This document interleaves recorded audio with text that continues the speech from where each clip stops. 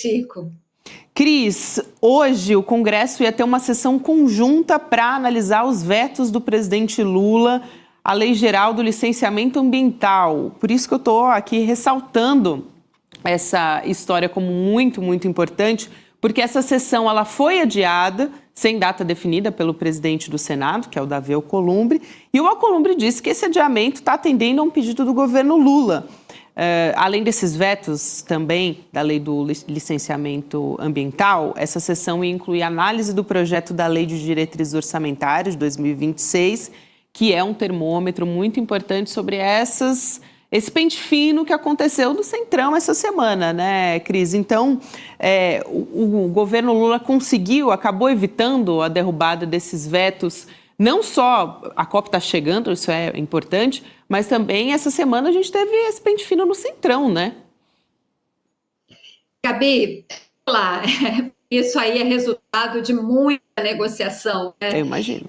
Na verdade, o Congresso, o Alcolumbre, tinha pautado a votação dos vetos do presidente Lula, aqueles 63 vetos, né, que ele tinha criado com a base do da devastação. A gente falou várias vezes. A gente teve uma interrupçãozinha na internet, na conexão da Cristina Serra. Já ela volta para conversar com a gente, mas ela estava explicando que não é por acaso que essas decisões vieram, que é justamente muita negociação que veio por esse caminho.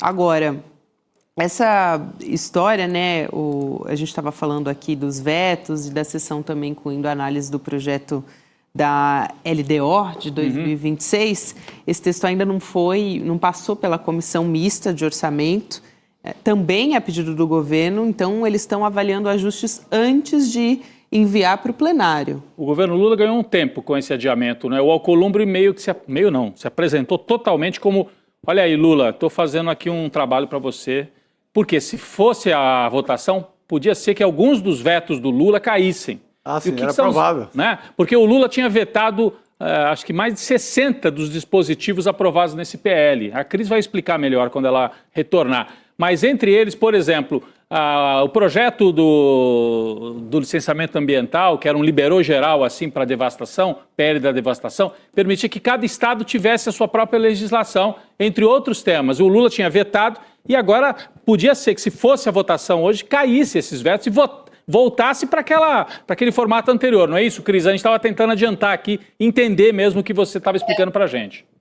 Exatamente, esse é o problema, né? Então teve aquele PL da devastação horroroso, o Lula vetou, era um projeto horroroso, ele ficou um pouquinho menos horroroso e hoje, então, o Congresso iria votar esses vetos e tudo indicava que o governo iria perder. Seria uma derrota terrível, né, nesses dias de pré-COP, né, seria desmoralizante para o governo, né, chegar a receber a COP com a aprovação de uma lei tão terrível que praticamente acaba com o licenciamento ambiental no Brasil. Eu sei que tem muita gente que vê, nesse caso, o copo meio cheio, meio vazio, por causa dos vetos. Eu considero que não. Os vetos, eles tentaram consertar ali, né, tapar ali alguns ralos, mas o projeto todo é muito ruim. Mas, enfim, por outro lado, o governo conseguiu o adiamento da votação dos vetos, mas o governo fez uma enorme concessão ao Davi Alcolumbre, enorme, porque ele aprovou por decreto, ele regulamentou por decreto uma nova instância decisória sobre esse tema, sobre esses assuntos, que se chama Atividades e Empreendimentos Estratégicos. O governo aprovou isso ontem à noite, emitiu esse decreto ontem à noite. E o que vai fazer essa Câmara de Atividades e Empreendimentos Estratégicos? Ela será encarregada de propor ao presidente a definição de quais são as obras e as atividades econômicas estratégicas para o país. Gente, estratégico é um conceito muito vago, muito amplo, cabe tudo aí, né? É um super guarda-chuva que pode abrigar qualquer projeto de interesse de setores dos quais, por exemplo, o governo depende para aprovar sua agenda no Congresso. Por exemplo, o projeto de grande interesse do Davi Alcolumbre, que é a margem equatorial, aprovar a exploração de petróleo na margem equatorial. Então, essa Câmara, que agora está regulamentada, ela fica sob a coordenação da Casa Civil do Palácio do Planalto, com a participação de vários ministérios e tudo mais. Então, assim, você cria uma nova instância político-administrativa, né, sujeita a enormes influências políticas, né? Todos aqueles setores que tiverem interesse em determinados projetos e que no Congresso têm votos importantes para que o governo aprove outros projetos, aprove a sua agenda, né? Todos esses setores, então, onde é que os lobbies vão atuar? Junto a essa Câmara. Então, a questão ambiental vira um objeto de negociação política. Com essa Câmara, você esvazia o papel dos órgãos, da estrutura administrativa do Estado brasileiro, que têm a função de fazer o processo de licenciamento ambiental. É muito ruim, fruto, por a negociação política que envolve o Davi Alcolumbre com todo o poder de dirigir o Congresso Nacional. Cris, isso é muito bom, né? Porque é um processo comentando aqui a respeito disso, de como a população muitas vezes não entende a gravidade e o quanto isso, na verdade, está protegendo não só o meio ambiente, no fim das contas, a população também, né? Na ponta está protegendo as pessoas. Então, muita gente aqui no nosso chat ressaltando isso aqui também. Cris... Eu queria muito rapidamente, claro. É muito ruim ver também, né, que na hora do aperto, né, o que você coloca no altar do sacrifício da negociação política? O meio ambiente. Perfeito. Isso é muito ruim. Perfeito. Cris, aqui para a gente trazer uma outra pauta que não deixa de ser importante, que atingem 2 parlamentares bolsonaristas, a deputada federal Ana Paula Lima, que é do PT de Santa Catarina, protocolou hoje uma representação na PGR contra 2 bolsonaristas, né, deputados que também são catarinenses. Ela está pedindo investigação da Júlia Zanata e do Zé Trovão por suspeita de uso irregular de emendas parlamentares. As emendas PIX, aliás, os 2 participaram daquele motim bolsonarista. No fim das contas, foi só o Zé Trovão e outros 2 parlamentares, né, o Marcel Van Hatten e o Marcos Polon, que entraram ali, de fato, na mira do Conselho de Ética da Câmara dos Deputados. Mas a Zanata estava lá também, inclusive com um bebê. Levou durante o motim bolsonarista. Foi muito grave o que aconteceu. Mas essa ação, ela tem como base uma reportagem do nosso portal, do ICL Notícias, revelando indícios de fraudes em licitação, direcionamento de contratos e superfaturamento envolvendo essas prefeituras de Santa Catarina. Reportagem da nossa repórter Amanda Miranda, reforçando aqui. Então, tem esses 2 parlamentares estão sendo alvo de uma ação agora, especificamente sobre emendas PIX, né, Cris? Gabi, esses 2 parlamentares são, assim, a fina flor do pântano bolsonarista, né?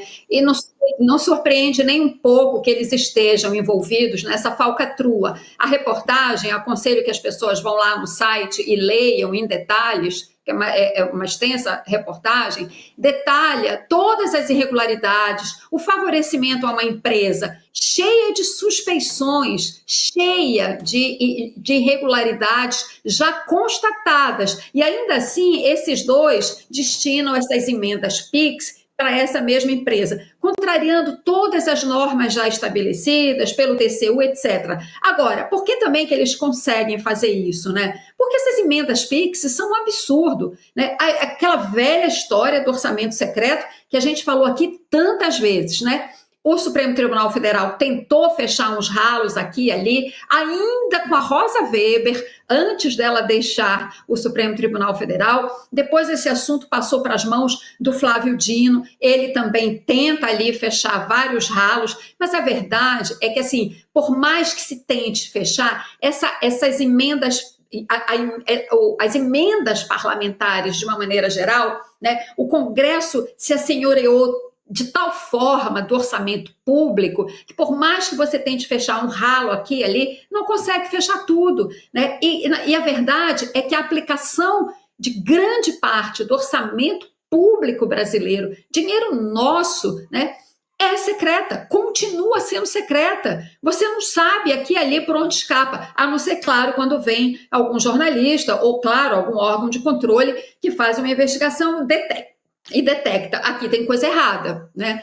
Mas, enfim, continua escoando essas emendas PIX em especial, isso tem que acabar. Claro, não vai acabar com esse Congresso, porque ali tem muita gente se beneficiando disso, mas em algum momento, se a gente conseguir eleger um Congresso melhor no ano que vem, o próprio Lula, não sou eu que estou dizendo, Lula disse ontem, é o pior Congresso da história do país, se a gente conseguir eleger algo minimamente melhor, isso precisa ser mudado com urgência, senão isso vai continuar acontecendo e a gente denuncia aqui e ali e a coisa se repete. É isso, Cris. A gente vai continuar acompanhando essa história. Aliás, tem muitos casos lá em Santa Catarina que a Amanda tem feito a cobertura, né? A Amanda Miranda, prefeitos que foram presos e muitas apurações sobre corrupção.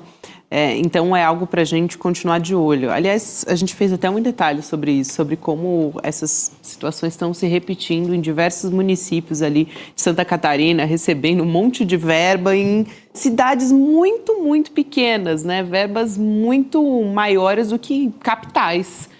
É uma captura do orçamento federal via deputados para, enfim, sem nenhum planejamento centralizado. Então, é a pulverização do orçamento, o que atrapalha a execução do próprio orçamento. Destrói a política dos ministérios, né? É isso. Porque você tem um governo federal que articula as políticas. Aí você joga na mão assim de cada um decidir, vai dinheiro para cá. Por que está indo para cá?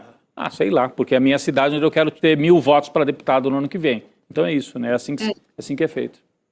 É exatamente isso, sem nenhuma lógica, sem nenhuma racionalidade, né, de onde o dinheiro deve ser aplicado. Agora, vocês imaginem, por essas e outras, Carluxo, né, Carlos Bolsonaro, quer sair, quer deixar de bem ser. lembrado. No Rio, que coincidência.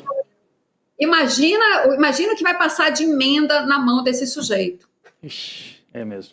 Boa, Cris. É importante levantar essa bola até para a gente ficar alerta, né? A gente já, aliás, fazer esse alerta quanto às vagas que vão ser ocupadas por senadores ou que vão tentar, né, esses senadores... aliás, esses bolsonaristas ocuparem essas vagas do Senado em 2026. Então, um alerta muito importante para a gente ficar de olho para o ano que vem. Cris, muito obrigada. É sempre bom ter você aqui junto com a gente, minha amiga. Um grande abraço e até a próxima. Obrigado. Boa noite, querida. Tchau, gente. Boa noite. Boa noite, Cris. E a gente continua por aqui de olho no relógio, porque daqui a pouquinho a gente vai começar a nossa contagem regressiva, hein, para o nosso debate que temos ainda hoje, 8 horas da noite. Mas antes disso, ainda tem informação por aqui, queria trazer essa história do PGR, né, do Paulo Gonet, Procurador-Geral da República, pedindo para o Supremo a reabertura da investigação sobre uma suposta interferência do Jair Bolsonaro na Polícia Federal. Aliás, Sérgio Moro foi a pessoa que falou sobre isso. O único bom Saiu do governo atirando, né? O único bom serviço que o Sérgio Moro fez na vida, né? Pois é. Porque ele entregou o ex-patrão dele, o Bolsonaro. Ele disse que o Bolsonaro queria intervir na PF, né? Foi assim Pediu que ele saiu atirando do governo, eles ficaram sem se falar um tempão. Substituiu o delegado na Amazônia porque ele queria deixar correr solto aquele contrabando, aquele contrabando de madeiras do Ricardo Salles. Uhum. Isso é muito fácil provar, né? Porque você pega o Moro ali como testemunha, 2, 3 delegados que foram afastados, tá feita a cama do homem. E aí essa investigação ela tinha sido aberta em 2020. Como a gente falou, o Sérgio Moro pediu demissão, falou publicamente que o Bolsonaro estava tentando intervir na Polícia Federal politicamente. E aí o Gonet disse que, pelo depoimento do Sérgio Moro, essa reclamação do Bolsonaro era sobre a falta de acesso a relatórios de inteligência da Polícia Federal. Só que para trazer a fala exata do Procurador-Geral da República no pedido para o Supremo. É imprescindível, portanto, que se verifique com maior amplitude se efetivamente houve interferências ou tentativas de interferências nas investigações apontadas nos diálogos e no depoimento do ex-ministro, mediante o uso da estrutura do Estado e a obtenção clandestina de dados sensíveis. Isso é muito importante, né, Rodrigo e Chico, porque nessa condenação agora também do Supremo da trama golpista, A gente vê claramente também os tentáculos do Bolsonaro nas instituições, né? É isso, aqui tá claro e é preciso que se investigue. Ficou parada há muito tempo essa investigação e em boa hora a Procuradoria retoma. É mais uma para o Bolsonaro responder. Foi retomado o caso da pandemia, né, o caso do genocídio, pelo Flávio Dino já direto no Supremo, e agora a intervenção da PF. Falta ainda, cadê as joias? Parou, né, aquele caso. Cadê as joias das Arábias? Pois é. Esse está faltando. Está faltando também. Tá, por e a da favor. Covid também já está no radar de novo. É né? isso que o Chico falou, que o Flávio Dino reabriu. Perfeito.